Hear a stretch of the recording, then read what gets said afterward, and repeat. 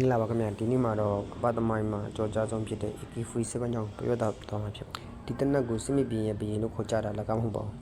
1942ခုနှစ်ဂျာမန်တွေရဲ့ကျူးကျော်မှုခံရတဲ့ဆိုဗီယက်စစ်တပ်လင်သူနိုင်ငံကောက်ွယ်ဖို့ဘလို့လက်နက်မျိုးလိုအပ်မလဲဆိုတာကို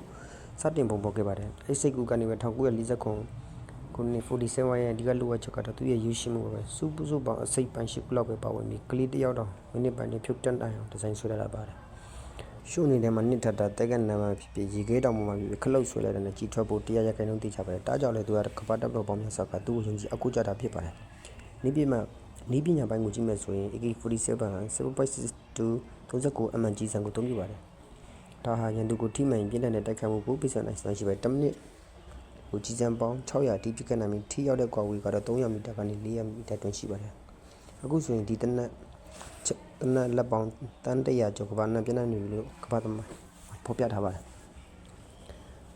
ကဘာသမိုင်းကိုပြောင်းလဲစီတဲ့လက်နက်လို့သတ်မှတ်ထားလို့ရပါတယ်ဒီကုန်းချုံနေပြောရရင် AK47 တီတီတူ